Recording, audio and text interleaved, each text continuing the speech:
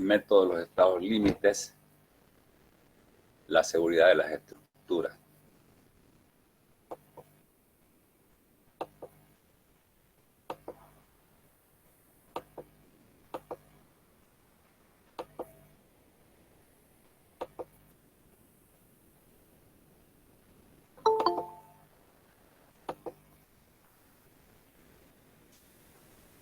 Bien, habíamos visto los requisitos que deben reunir las estructuras y que esos requisitos eran atendidos por los estados límites, ¿no?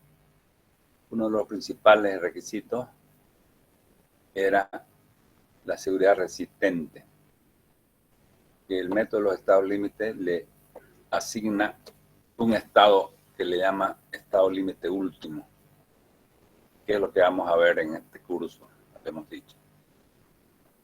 Estamos repitiendo un poco lo que habíamos hablado.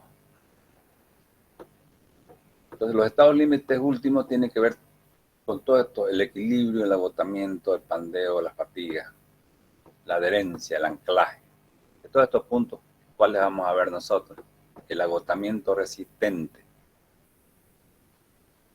obtenido en las secciones de hormigón armado para distintos esfuerzos, como ser la tracción pura, la tracción compuesta, la flexión simple, la flexión compuesta,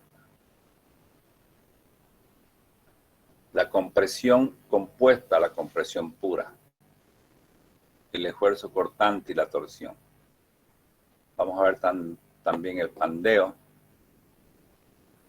Vamos a ver también la adherencia y el anclaje. Estos dos se ven en las estructuras de hormigón armado. Bien, entonces, los estados límites de servicio son otras condiciones que no necesariamente, nos indica que no necesariamente por colapso estructural una estructura puede quedar fuera de servicio. Hay otras situaciones que hacen que la estructura quede fuera de servicio, como ser la fisuración, la deformación y la vibración. Si yo tengo una estructura totalmente fisurada, esto atenta contra la durabilidad, contra el buen aspecto, contra la funcionalidad, si fuera un tanque de agua, por ejemplo. Si yo tengo una estructura totalmente deformada, puede quedar fuera de servicio, porque atenta contra la funcionalidad, contra el buen aspecto. Y una estructura que vibra, en este caso son estructuras especiales, pueden llegar al colapso a través del fenómeno de la resonancia. ¿No? Estos problemas de el estado límite de utilización lo vamos a ver en hormigón 2. Entonces, resumiendo, en hormigón 1, lo que vamos a ver es todo lo que se refiere al estado límite último en elementos y de estructuras de hormigón armado.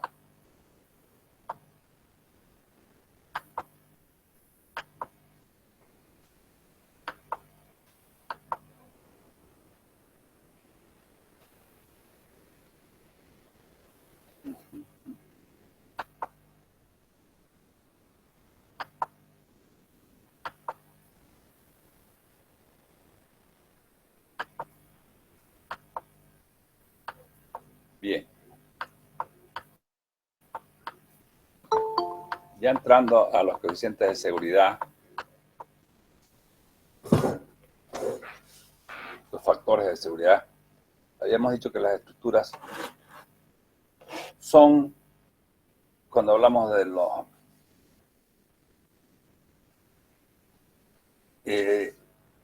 estados límites últimos, las estructuras tienen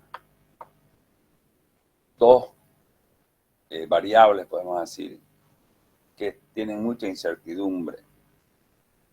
Por un lado tenemos la resistencia a los materiales por el otro lado, las cargas son valores aleatorios, son variables aleatorias que requieren de un estudio más preciso, ¿no? Desde el punto de vista de la estadística, digamos. Son variables aleatorias.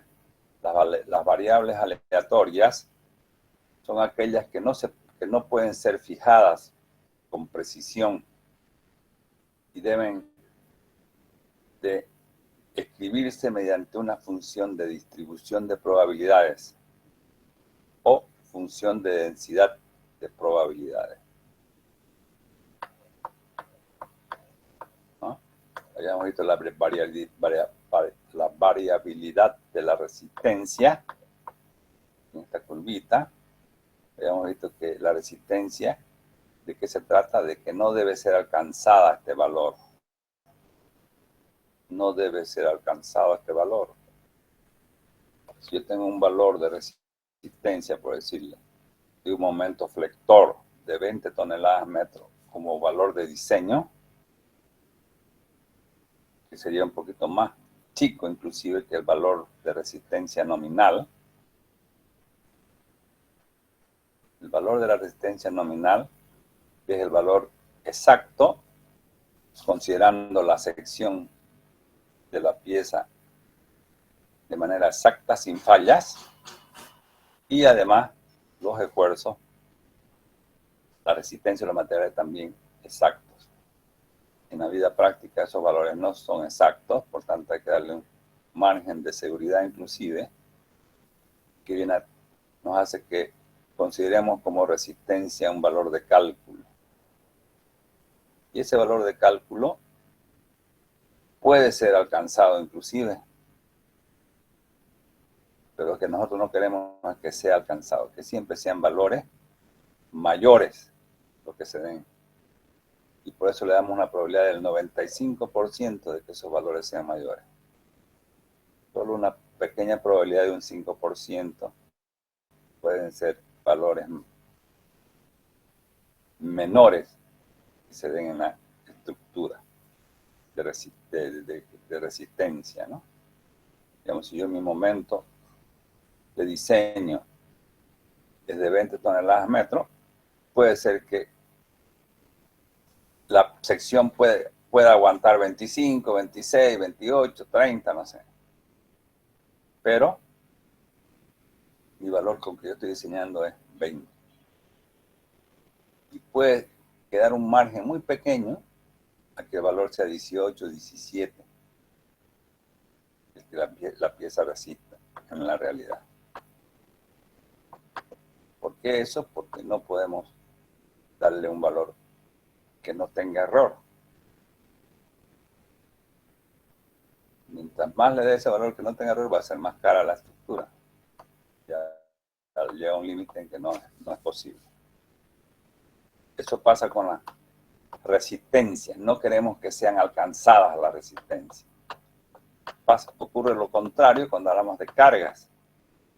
Las cargas no queremos que sean rebasadas. Los valores que nosotros tomamos como de cálculo tienen una probabilidad del 95% de que sean valores menores. Y solo un porcentaje pequeño del 5% pueden ser valores mayores. O sea, aquí no queremos que las cargas sean rebasadas y aquí no queremos que las tensiones sean alcanzadas.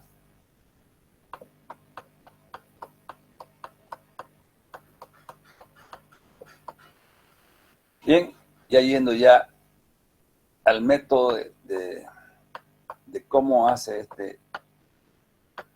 esta norma, la seguridad de las estructuras hace de la siguiente manera. Ella nos dice que el valor nominal de resistencia, que vendría a ser este valor,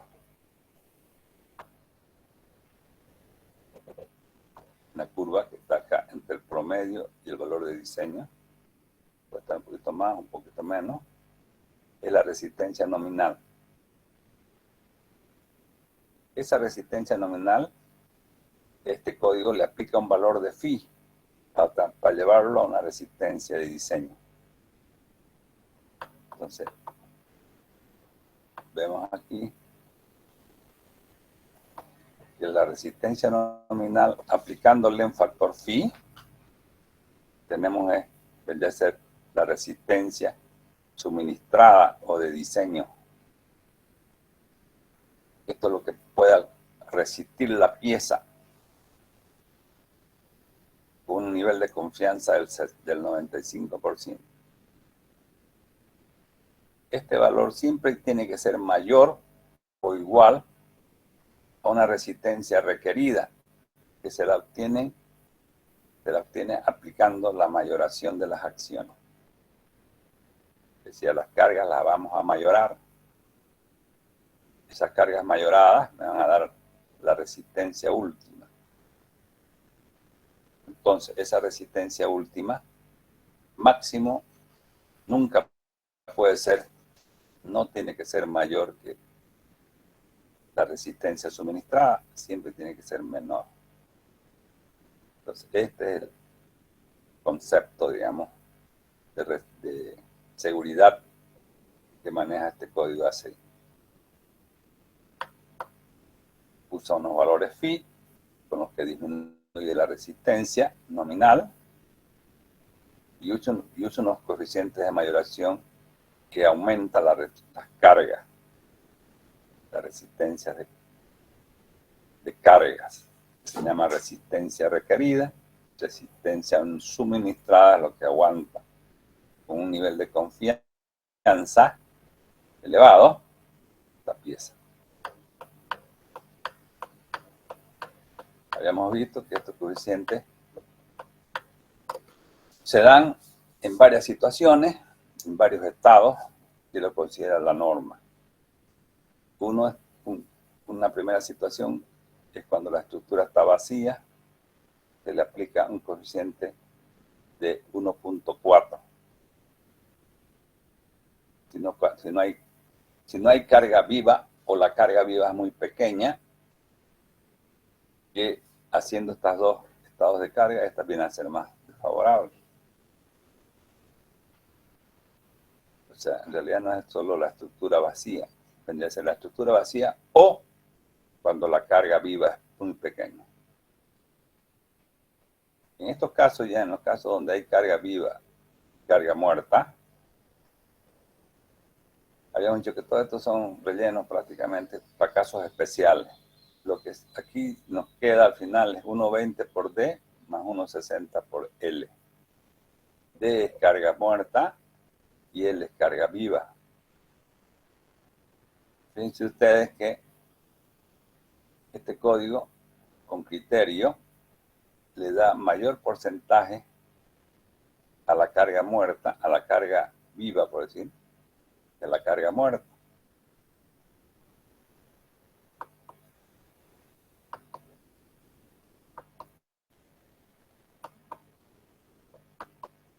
Es decir, 1.20 por la carga permanente o muerta, más 1.60 por la carga viva o variable. ¿Ve? ¿Por qué este valor es más pequeño? Porque yo puedo encontrar de manera exacta, más exacta, porque están las dimensiones, las secciones, están los coeficientes, no, más que todo están la densidad, ¿no? El peso específico de todos los materiales. Yo puedo determinar de manera casi exacta el valor de la carga permanente. De ahí es que viene que este factor es más pequeño. ¿Y por qué este factor es más grande? Porque esta carga es la carga variable. ¿Qué son las cargas variables? Las personas, los artefactos, los muebles,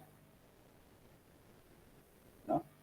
Y como habíamos dicho, a través de estadística, Ellos nos van a dar a nosotros los reglamentos, nos dan cuánto vale la carga P para los distintos usos.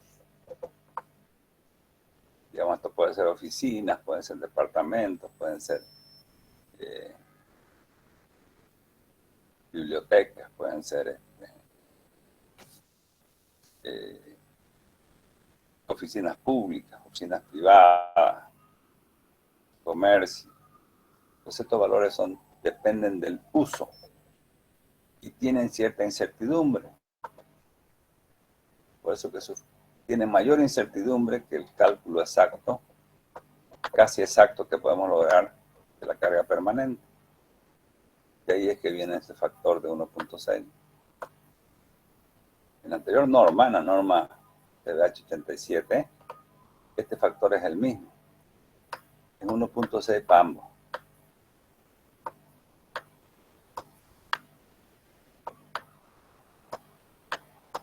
Tanto para para la carga permanente como para la carga viva. Este mismo código ACI, hasta no hace mucho,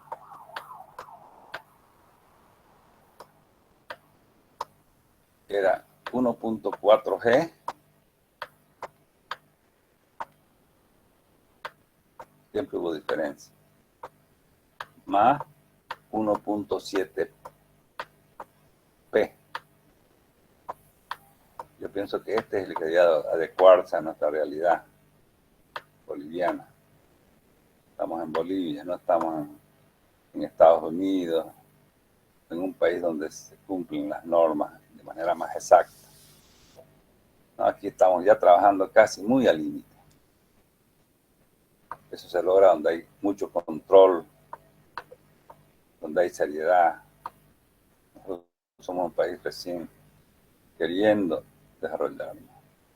Entonces yo pienso que esta era mucho más real para nuestra norma. Haberla adoptado, haberla mantenido. Porque la ACI no me obliga a mí nada. Solo me dice, hay estas opciones, ustedes elijan. Y ustedes transforman en ley de su país lo que ustedes vean conveniente. De mi norma. ¿No? Entonces, esto me parece que nos da mucho menos fierro que este. Mucho, mucho. Intraccionado.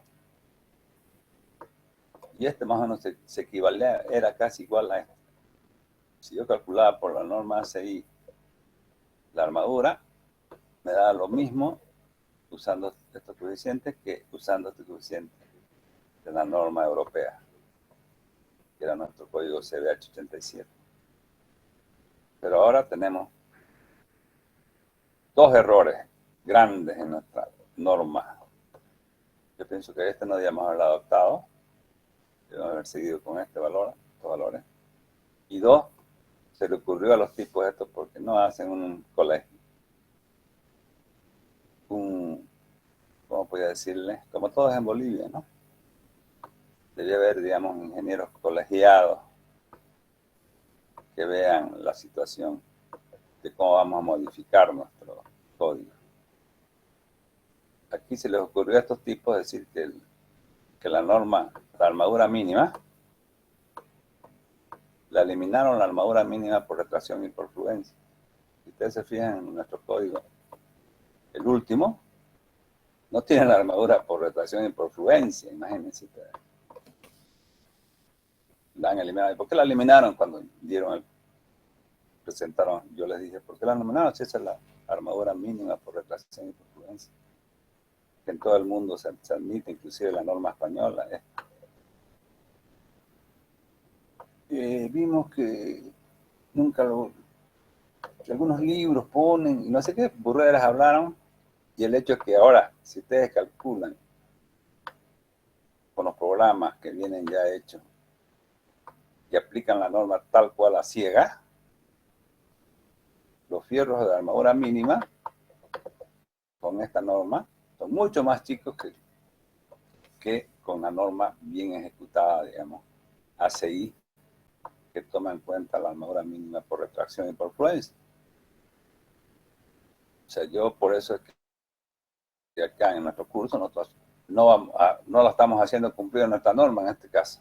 La armadura mínima siempre es por retracción, por prudencia y por lo que vamos a ir viendo nosotros poco a poco, por el tema de la flexión o otros lineamientos que tienen como armadura mínima en cada caso, ¿no? Bien,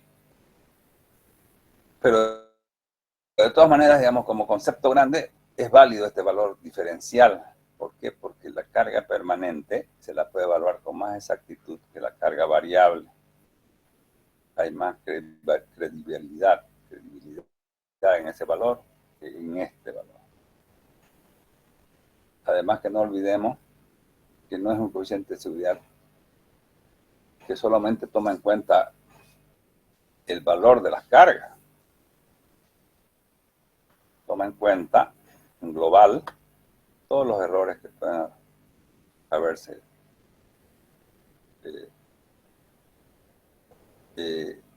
digamos,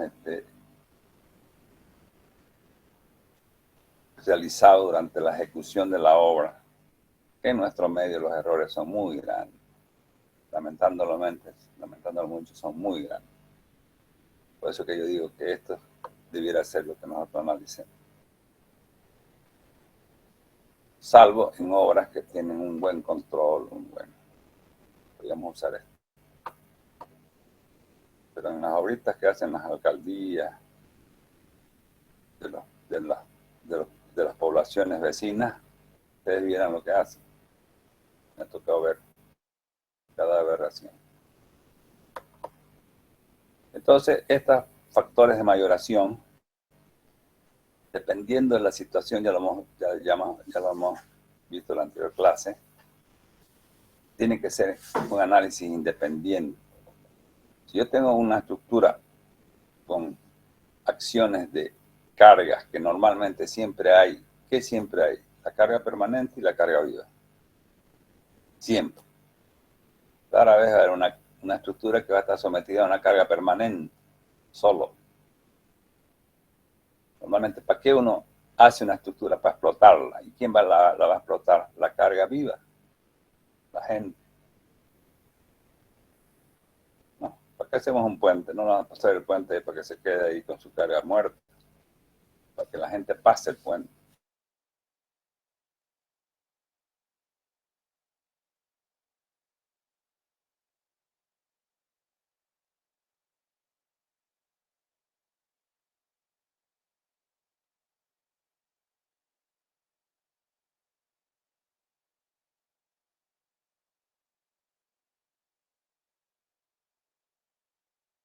Bajarla con más la estructura vacía y la estructura, en realidad estas dos, la estructura con sobrecarga, con carga muerta y carga viva, que es el estado 2, y el estado 4 cuando tenemos viento. Sismo teóricamente todavía no se puede aplicar. Aquí en Bolivia no hay un solo acelerador. Se puede venir un sismo y no sabemos qué. La única ubicación que tenemos es mirando los desastres que ocurrió. Pero no podemos medir qué aceleración tuvo ese sismo. Que son unos aparatitos. En Bolivia no hay ni uno. En Chile, por ejemplo, está el Ñingo de acelerador. Bien. Entonces, nosotros tenemos como obligación, por decirle, considerar el viento. Considerar el viento y obviamente las cargas muertas y vivas.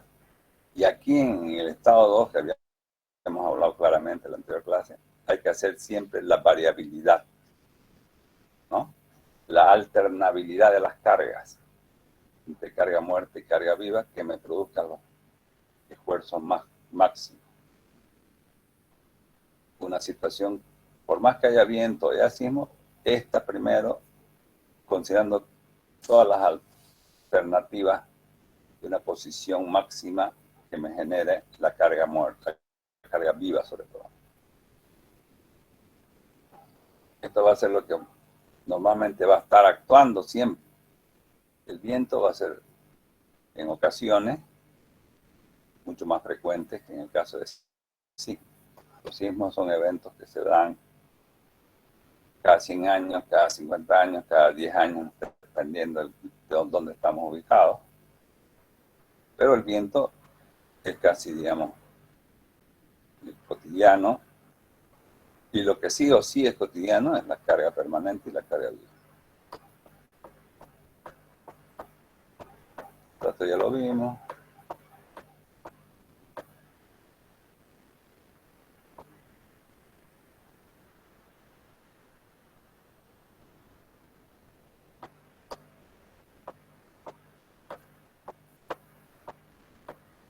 Por ejemplo, acá teníamos este portiquito.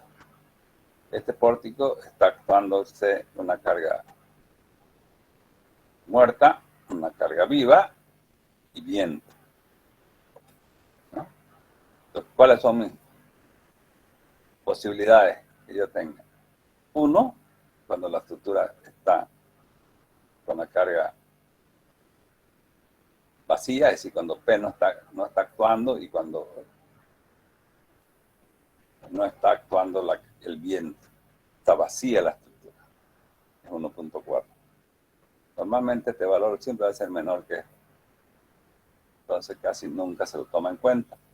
Pero habría que tomar, en algunas situaciones se considera este valor más grande en una sección, digamos, en un caso especial. Normalmente este es el que va a dar que yo tengo que hacer la alternabilidad de carga. En este caso no habría alternabilidad de carga porque es un solo tramo. Entonces, y ya en la otra situación, otro estado de carga, tendría que ser el 3, mayorando con 1,20 G, la P con 1, pero ya tomando en cuenta el viento con 1. ¿No? Esto me visto que es la alternabilidad de las cargas, ¿dónde se va a actuar? ¿Dónde se va a tomar en cuenta la alternabilidad de las cargas? Solo en acá. Estas ya vienen tal cual. Es un solo estado de carga, con estas cargas. Esto puede tener varios estados de carga. Normalmente 3, habíamos dicho 3. Las que medían los momentos máximos en los tramos en el caso de las vigas continuas. Y asumo que la carga plena me da los momentos máximos en los apoyos. Esto es una simplificación también. Si ustedes se acuerdan, seguramente que han visto en alguna materia, en realidad si yo tengo, por decirles a ustedes, una viga de 3 tramos,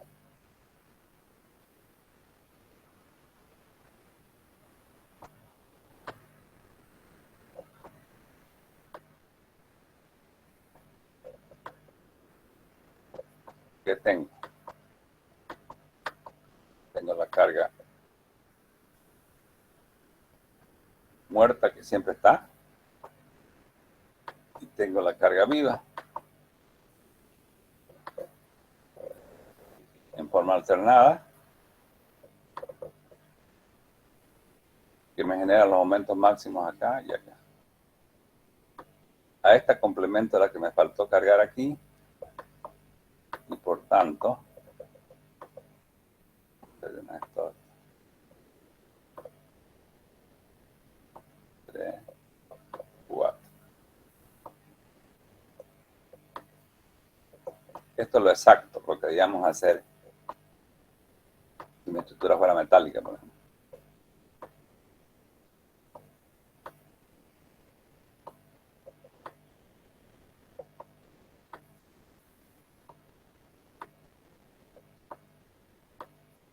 Y lo mismo se hace en pórticos planos, sino que en forma alternada. Ya lo habíamos visto el otro día.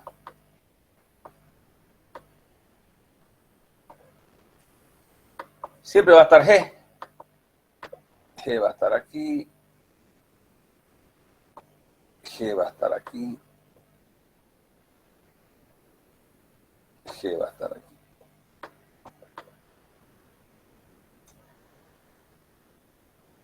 Fíjense que aquí me falta la carga viva, colocarla acá. Con esto ya he obtenido los momentos máximos en los tramos, en este tramo, en este tramo y en este tramo.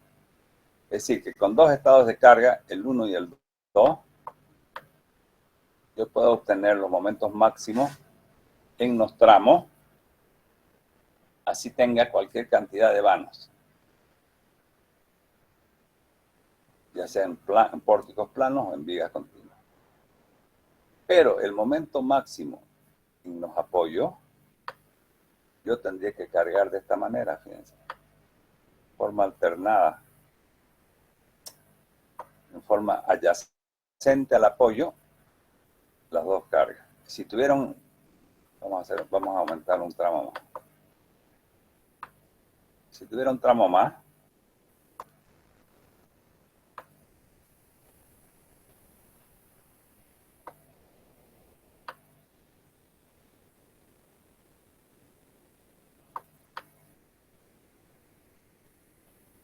fíjense ustedes aquí, tengo esta carga que sigue actuando. Siempre actúa la carga permanente, ¿verdad? Por algo se llama permanente. Y aquí me faltaría esta, ¿no? Forma alternada, yo tengo momento máximo. Y cuando yo tengo que considerar el momento máximo en el apoyo, si ustedes se acuerdan, yo tengo que cargar en forma adyacente. Por cada momento, por cada apoyo hiperestático, tengo que hacer un estado de carga. Aquí tengo dos apoyos hiperestáticos. No, tres apoyos hiperestáticos. 1, 2 y 3. Entonces, cargo aquí y en forma alternada. Cargo aquí, adyacente al apoyo que quiero encontrar. En forma alternada, aquí no habría ningún problema. Me faltaría un estado de carga más. Esto sería lo exacto.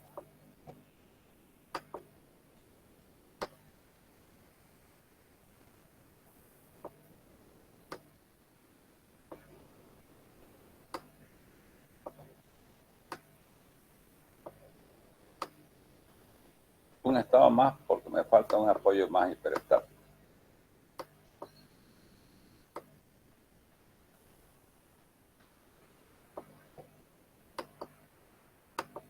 ¿Cuál sería esto?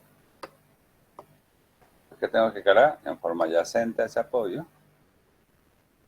Los dos tramos adyacentes, más de ahí, alternadamente. Una vez no, una vez sí. ¿Qué significa entonces? Que yo tengo dos estados de carga para los momentos de tramo y uno por cada apoyo hiperestático. Por eso que me dan 5. Son 3 apoyos hiperestáticos más los 2 de tramo, son los 5. ¿Por qué en hormigón armado reemplazamos esto en uno solo?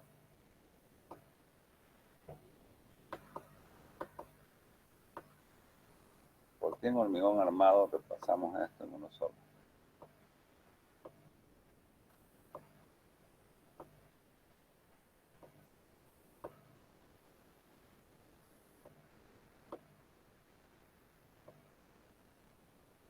¿Cuál es ese solo? A plena carga, es decir, la carga muerta y la carga viva.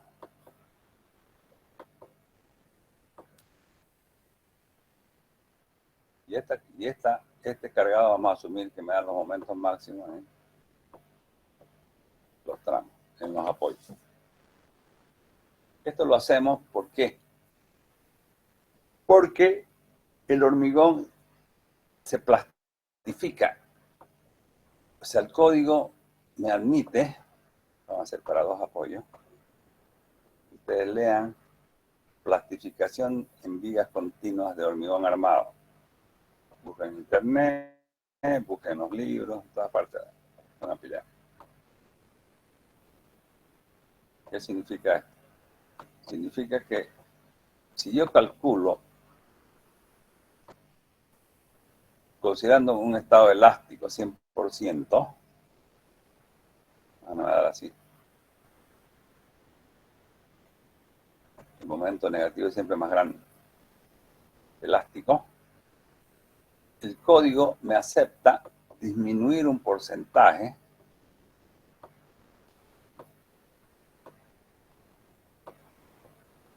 digamos, el 15%,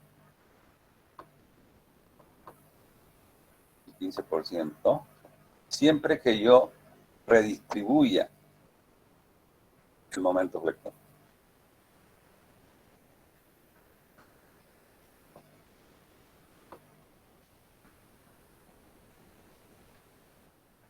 ¿Qué quiere decir? Que esta zona, que este apoyo se plastifica fácilmente en el hormigón armado. Hay otros reglamentos que aceptan el 30%, hay otros reglamentos que aceptan solo el 10%. Entonces, esta disminución, gracias a esta disminución, que todos los reglamentos la aceptan, yo puedo hacer esta simplificación. O sea, lo poquito más que se gana acá,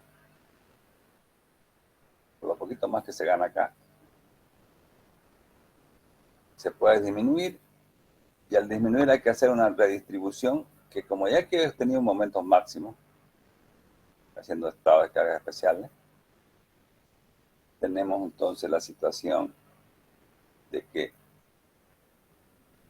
el estado queda metido ahí. ¿Qué significa eso entonces? Que cuando yo calculo el momento máximo aquí en este tramo, vamos a poner el momento máximo va a ser así. Y el momento máximo en este tramo, vamos a hacer con un amarillo, va a ser así.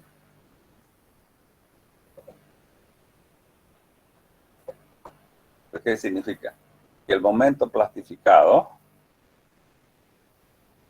ya hemos recalculado esto, queda menor que el momento máximo del cargado en los tramos. Entonces, y esta disminución me permite entonces simplificar, en vez de hacer estos tres estados de carga independientemente, gracias a la plastificación del hormigón, yo puedo hacer uno solo y reemplazarlo. En vez de estos tres, uno solo. Esto es válido en hormigón armado. ¿Por qué? Porque el hormigón armado se plastifica. Después de plastificar en los apoyos, nos aceptan las distintas normas. Bien, entonces, la alternabilidad de carga siempre, ¿en qué estado? Repito, en este estado 2. En los otros estados solamente se consideran las cargas fijas, tal cual. ¿Ya?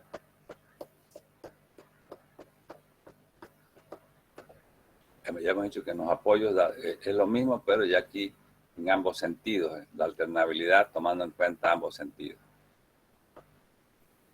¿No? Fíjense que aquí yo tendría que tomar un estado diferente por cada apoyo hiperestático, pero gracias a eso cargamos a plena carga y tenemos los momentos máximos de tramo. Yo les voy a mandar el práctico número 1.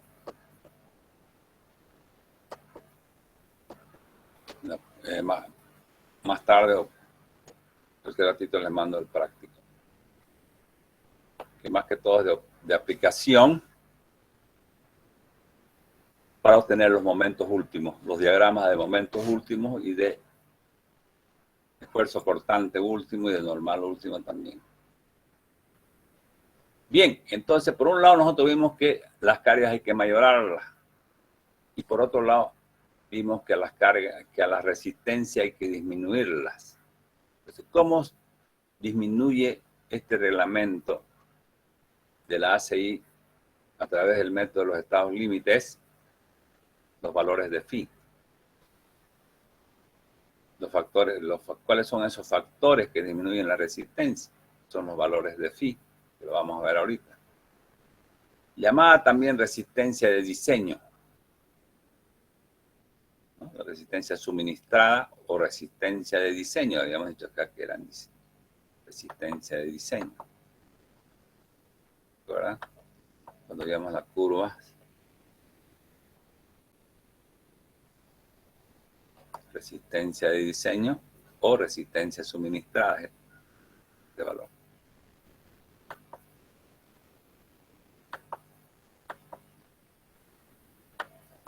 Llamada también resistencia de diseño proporcionada por un elemento,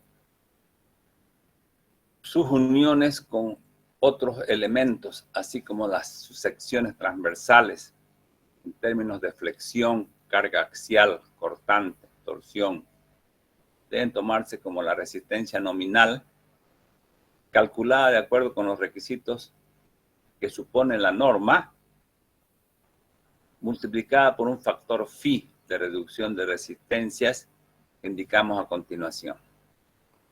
Factores de resistencia phi. Si la sección es controlada por tracción, vamos a ver después eso, el valor de phi es 0,9. Si la sección es controlada por tracción, el valor de phi es 0,19.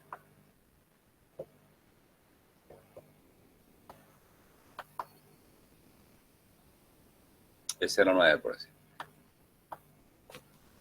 2. Si la sección es controlada por compresión, se presentan dos casos.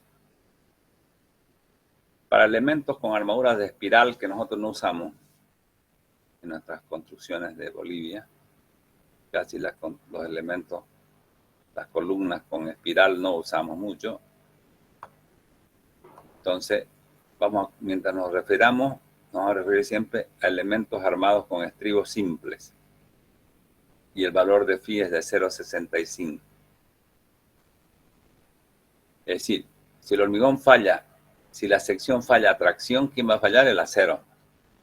Por tanto, el valor de phi es un valor más grande. Va a disminuir menos la resistencia. Si el elemento falla a compresión, sabemos que el hormigón le vamos a dar mayor responsabilidad a la compresión. Va a fallar el hormigón, que es un material frágil. Por tanto, su valor va a ser 0,65. Vamos a disminuir con mucho más su resistencia. Para estos esfuerzos se presentan, que se presentan en tirantes, vigas y columnas, el valor de phi en un sector tal como lo mostramos en el siguiente gráfico va a depender de la deformación del acero. Esta es la curva que presenta el código ACI para la obtención de los valores de phi. Fíjense, valor de phi es de 0,90 siempre que yo, este es el valor de 0,90, siempre que mi deformación, la deformación del acero, sea mayor que el 5 por 1000. El límite elástico de un acero 4200 es 2 por 1000. Quiere decir que yo ya estoy considerando que el acero está en estado plástico aquí. 5 por 1000 es mayor. Si ocurre que el acero está queriendo fallar, la pieza está controlada por tracción. Quiere decir que el que va a fallar es el fierro, porque el hormigón nunca lo vamos a hacer trabajar a tracción. No tiene resistencia, es pequeña. Entonces, si el elemento está controlado por tracción, quiere decir que tiene una deformación mayor a 5 por 1000, mi factor es 0,9. Pero, si el elemento tiene una deformación, que se nos va esto, ¿no? Tiene una deformación menor o igual que el límite elástico, esta es la deformación del límite elástico. Para un acero 4200 vale 2 por 1000. Para un acero 5000 vale 2.4. ¿De dónde viene eso? De esto, ¿no?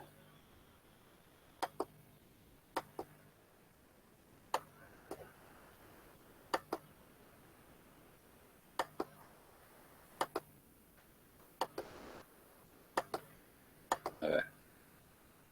Yo sé que la tensión es igual a E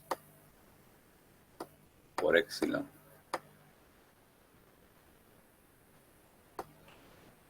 Yo sé aquí que para un acero tiene un comportamiento elástico hasta que llega a su límite elástico, que le vamos a llamar FY. Y a partir de aquí ya se plastifica, se endurece y rompe, ¿no? Entonces, ¿cuánto vale este valor de deformación? Esta es la deformación.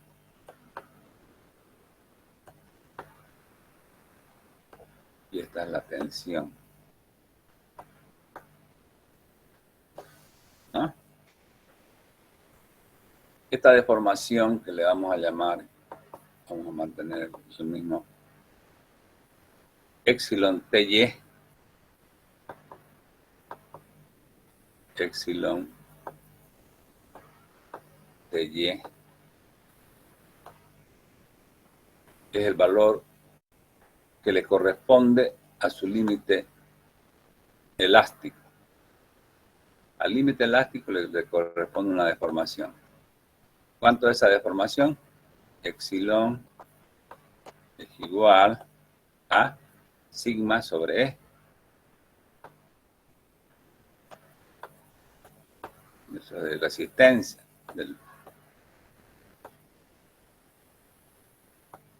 ¿Y cuánto vale el sigma?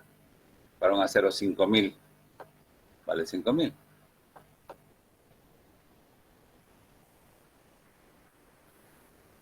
¿Cuánto vale el E para un acero? El E es un valor fijo para todos los aceros. 2.100.000.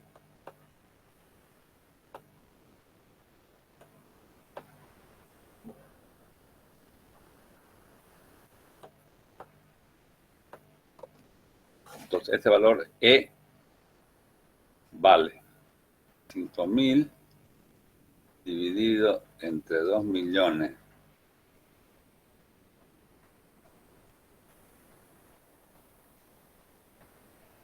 Me da 2.38 por 1000. 2,38 por 1000. Podemos aceptar, para tener un valor fijo en la mente, 2.4. 2.4 por 1000. Para un acero 5000. Para un acero 4000,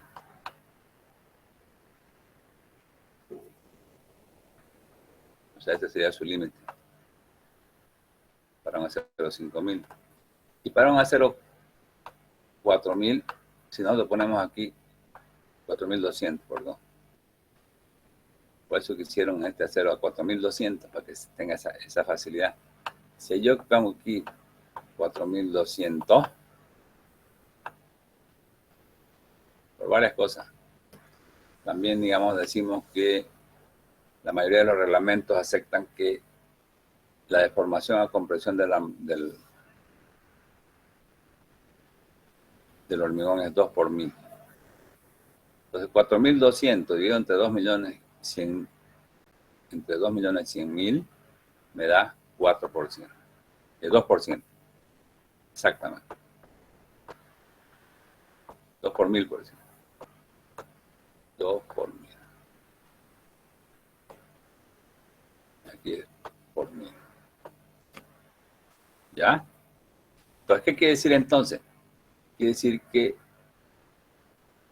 si mi deformación es menor que este límite elástico, puede estar acá, o ya puede irse también acá, ya con presión. Si ese valor es menor, si este valor es menor o es a partir del valor del límite elástico, de la deformación del límite elástico, o menor, la sección es controlada por compresión. Y en esta zona hay una zona de transición. Yo puedo obtener el phi. Si yo tengo el valor, por decirle, un valor por acá de 3 por mil, yo puedo sacar cuánto es mi phi. Si tengo un valor de 4 por mil, puedo sacar cuánto es mi phi. Porque esta es una recta, una variación lineal, ¿no? Y para valores menores que este valor, el límite, que ya habíamos visto que para la 0,5000 es 2.4 por mil, y para la 0,4202 por mil, estos, si son menores a esos valores, ya la pieza está dominada o controlada por compresión y el phi ya es constante y vale 0,65. Y si la deformación del acero es más que 5 por mil, el phi es constante y vale 0,9. Y si estamos en esta zona, es un valor de transición. Los tirantes fallan por tracción, nunca por compresión, obviamente. Las vigas fallan por flexión simple, por flexión compuesta. Una viga, nosotros la vamos a diseñar, vamos a ver después, a que falle por tracción primero. Entonces, nuestro phi que vamos a aplicar en las vigas es 0,9. Y si falla entre tracción y compresión, si nuestra deformación está por 4 por mil en vez de 5 o 6 por mil o 7, o más que 5, estamos en una zona de transición, tenemos que encontrar un valor de phi. En transición. En columnas, compresión o compresión compuesta, la falla es por compresión, no hay tracción, digamos. Y el valor de phi es 0,65. ¿Por qué aquí baja de 0,90 a 0,65 tanta la diferencia? Porque aquí ya es el hormigón el que va a fallar y el hormigón tiene mucho más incertidumbre que un acero. Si falla el acero es dúctil, para empezar en primer lugar. Es construido en fábrica, es fabricado en una fábrica con altos controles de seguridad. Mientras que el hormigón es hecho si bien es hecho en plantas de hormigón, no tiene la suficiente, digamos, calidad que tiene la fabricación de un acero. Entonces, cae este número. Además que si falla el hormigón, es una falla frágil. Si falla el acero, es una falla dúctil. Nos va a avisar, se va a deformar, va a gritar. El acero hasta cruje antes de caerse. El hormigón no. El hormigón llega a su máxima capacidad sin decir nada y se revienta y mata gente. Por eso es que este valor es más grande. Bien. Entonces, esa es la forma de disminuir la resistencia a los materiales para llegar de una resistencia nominal a una resistencia de diseño a través de este valor phi. Esta tablita en realidad nos da si la deformación del acero es menor que el valor límite, la deformación del valor límite, la pieza es controlada por compresión con estribos simples, vale 0,65, que esto es lo que vamos a usar nosotros, esta zona. Esta no la vamos a usar, pero como conocimiento está bien. Es un valor más grande, fíjense. ¿Por qué es más grande? Porque estos estribos son estribos de diámetro fuerte y los espaciamientos son muy seguidos. Casi una, podríamos decir, casi esta columna es una columna metálica. Por eso que aquí disminuye este valor. Cuando estamos en transición, las deformaciones siempre son menores que el 5 por 1000. La deformación está. Cuando estamos en transición, que es esta zona,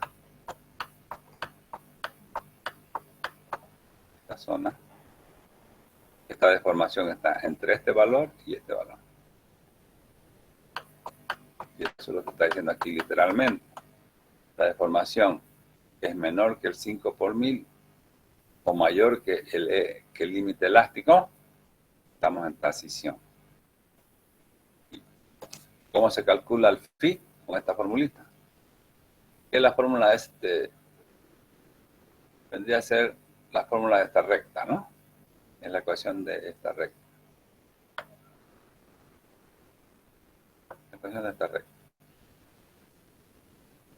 Ustedes pueden calcular como les dé la gana, ¿no? Si yo tengo un valor, una deformación aquí, yo puedo hacer relaciones de triángulo y calcular cuántas estas diferentes. O si no, puedo aplicar esta formulita que está acá, ya deducida. Y si la deformación del acero es mayor que el 5 por 1000, la sección está controlada por tracción y su factor vale 0,9.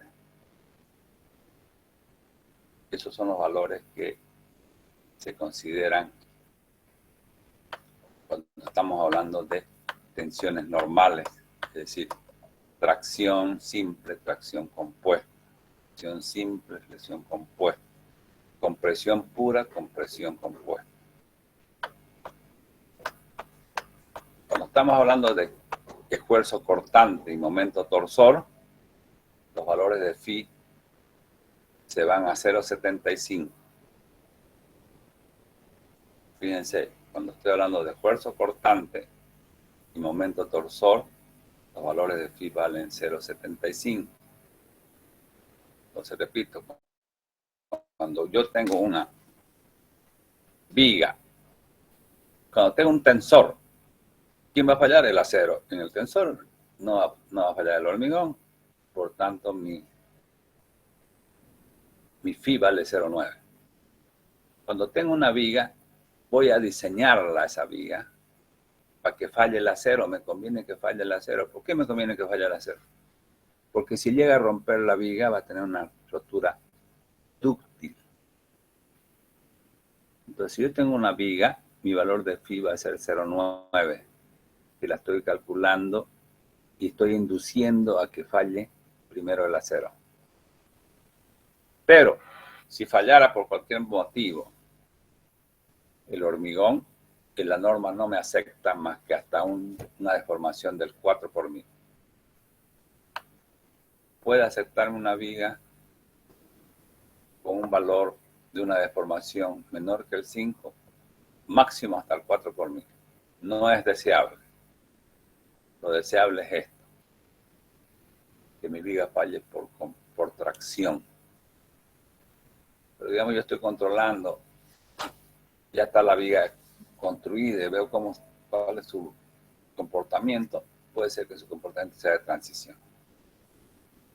Pero si yo estoy calculando una viga nueva, la voy a hacer fallar siempre por acá, para que tenga una rotura dúctil y su valor de phi siempre sea 0,9. Cuando yo tengo una columna, siempre mi valor de phi va a ser 0,65. Compresión,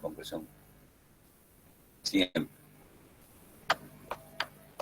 Y en esfuerzo cortante y momento torsor, 0,75.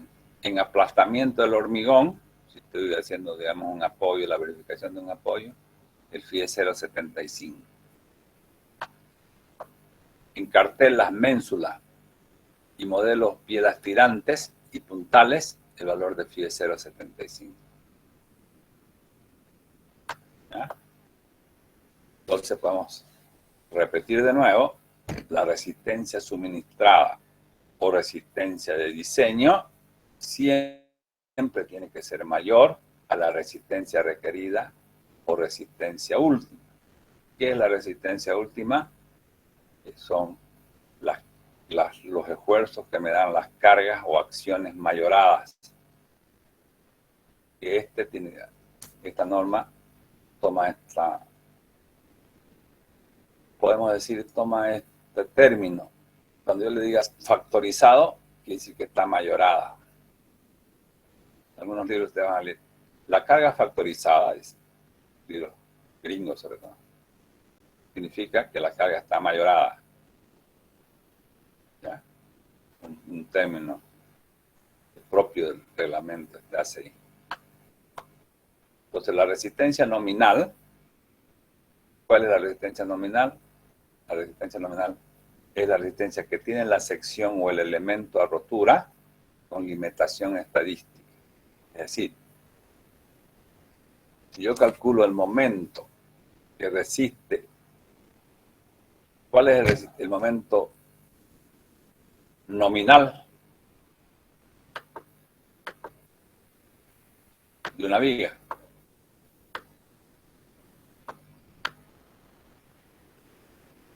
Está trabajando hormigón a rotura.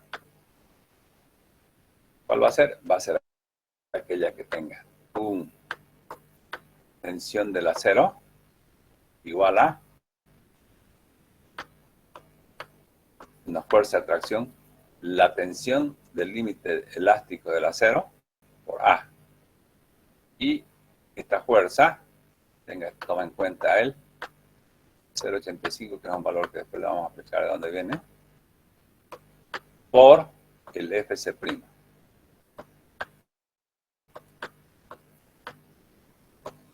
Este me va a generar una fuerza acá, que es una fuerza nominal.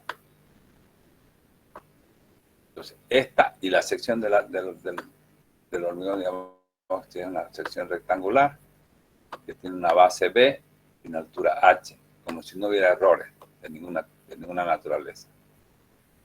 ¿Cuál es la diferencia? Si comparamos este sería el momento nominal. O sea, es el momento que resiste la sección considerando a los materiales con límite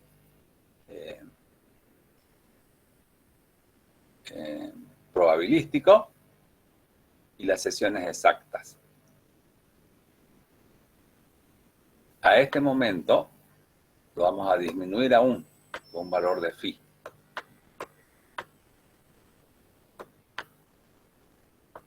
Piense que este momento nominal ya tiene un nivel de confianza del 95%, porque este valor phi no es el promedio, ni este es el promedio. Este valor FC' ni este FY.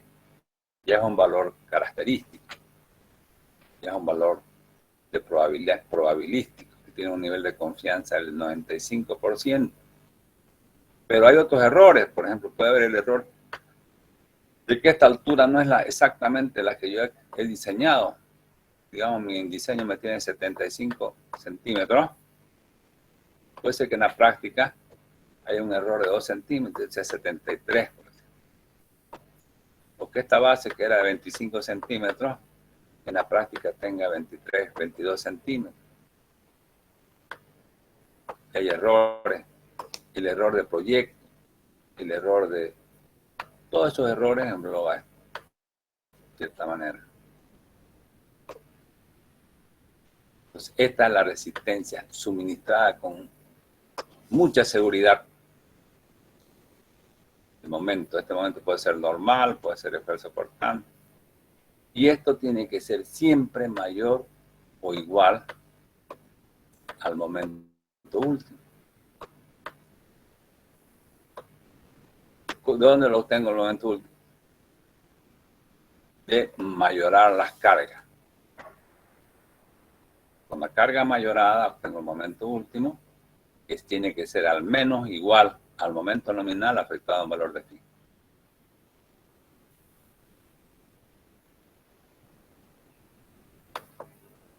Eso es, digamos, el concepto importante de la seguridad de las estructuras en este código ACI. ¿Qué hacemos nosotros? Fíjense aquí. Digamos esta viguita. 70 por 25. Está trabajando con una carga, con un nivel de confianza del 95%, 1.80, 1.20. ¿Qué significa? Que durante toda su vida útil pueden ser rebasadas alguna vez hasta un 5%. Alguna vez. ¿No? Es difícil que sea rebasada porque es muy chica la probabilidad. Lo grande es 0.95. Y lo mismo la resistencia a los materiales. Tienen un nivel de confianza del 95%. ¿Ya? ¿Qué hacemos para calcular a la rotura esta viga? Mayoramos las cargas. Mayoramos la carga. Y con esas cargas mayoradas obtenemos el momento último. El momento último. Y el esfuerzo cortante último. Después ya vamos a ver cuando veamos aquí el esfuerzo. Aquí sobre todo el momento último. Este sería este valor.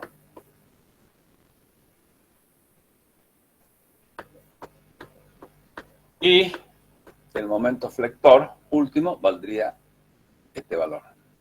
Y el esfuerzo cortante último valdría este valor. Si la flexión es dominada por tracción, el valor de phi es 0.9. Significa que mi hormigón, que ya tenía un nivel de confianza de 2,5, cuando lo lleva a la rotura, lo voy a llevar con un valor menor de 2,25. Y el acero, que tenía 5.000 con un nivel de confianza del 95%, cuando lo lleve a la rotura, lo voy a llevar con 4.500. ¿Qué estoy haciendo? Estoy calculando la rotura.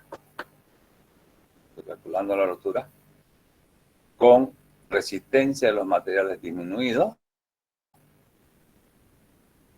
y con las cargas mayoradas. Tal es así que cuando yo trabaje en servicio, mi pieza va a trabajar por acá, con los valores más o menos reales de resistencia, más o menos reales de carga, no mayorados ni disminuidos. Aquí disminuidos y mayorados, pero a rotura. Rompe aquí la pieza. Entonces, si yo le quito los coeficientes de mayoración de las cargas, más o menos voy a estar con una resistencia por acá, que tiene un comportamiento casi elástico en esta zona. En servicio, puedo decir que mi pieza va a trabajar en un comportamiento casi elástico en servicio, no plastificado.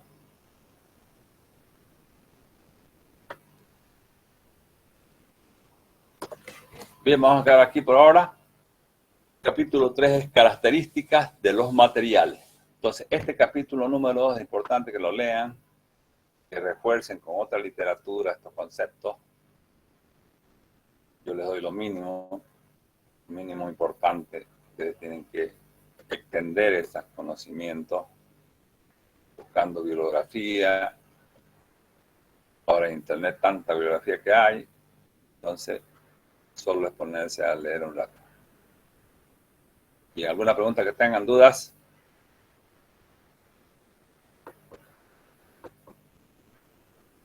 Disculpe, ingeniero, ¿solo por Diga. esta ocasión podemos hacer virtual? Y a la siguiente seguimos presencial. No sé, es que el problema que tengo ahora es que me accidenté, digamos, estoy medio mal del tobillo. Pero si ya el miércoles estoy bien, yo les voy a decir el martes en la noche si va a ser presencial o vamos a seguir así, ¿ya? Posiblemente ya el miércoles esté bien yo y no hubiera problema. Pero si sigo un poquito mal, vamos a hacer el miércoles también virtual hasta que pueda ir a clase. ¿Está entendido? ¿Otra duda? Ingeniero, disculpe una pregunta acerca de la bibliografía. ¿Hay alguna en especial que nos pueda recomendar? Yo les he dado al comienzo, les di yo, la bibliografía está ahí indicada, ¿no? Ah, ya, voy a revisar entonces. En el Classroom creo que está, ¿no? No, está en Classroom, en el programa analítico. Ah, ya, listo. Gracias, ingeniero. Cualquier libro vale, siempre que sea estado límite último. Y como les digo, los libros, por ejemplo, que vienen de Estados Unidos, que son los que aplican esta norma ACI, todos trabajan con pulgadas, ahí es lo que dificulta, ¿no? Pulgadas, libras, uno tiene que hacer el trabajo de transformar, las mismas fórmulas ya no son las mismas, varían un poquito, porque ellos trabajan con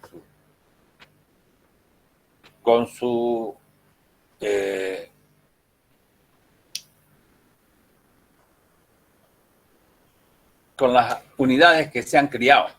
Y es lo lógico, ¿no? O sea, si yo me he criado con libras, sé cuánto vale una libra, sé cuánto lo palpo, cuánto es una pulgada. Si yo me he criado con kilos, que somos nosotros, y nos hemos criado con centímetros, yo no necesito esperar tiempo para saber qué es un kilo. Ya lo tengo en mi mente grabado. Pero si yo agarro y hablo de Newton, como es lo que han pretendido hacer la norma, hacer, digamos, esta unidad internacional para que todo el mundo se unifique. Mentira, o sea, no funciona esto. ¿Por qué no funciona? Porque yo si quiero saber cuántos son 200 newton, tengo que esperar un ratito, pensar, perder tiempo para poder equipararlo a esto, para poder relacionarlo y saber cuánto más o menos sería 20 newton, 200 newton, ¿no? O pascales, o megapascales. Entonces, por eso es lo que dificulta un libro en inglés, un libro de Estados Unidos. Dificulta leerlo porque está en pulgadas, está en libras. Y ahora hay libros también ya en castellano que están con este sistema internacional que hicieron caso 100% que el Newton funcionaba, ¿no? Puede funcionar, pero no. Perjudica desde el punto de vista del tiempo de transformar esa unidad. Por eso que los gringos no lo hacen, porque son prácticos. No, ya lo hicieran, ya lo aplicaran en Newton, lo aplicaran todo esto. Entonces hay algunos libros que están sí, en el sistema MKS, pero cualquier libro al final los conceptos son los que valen, ¿no?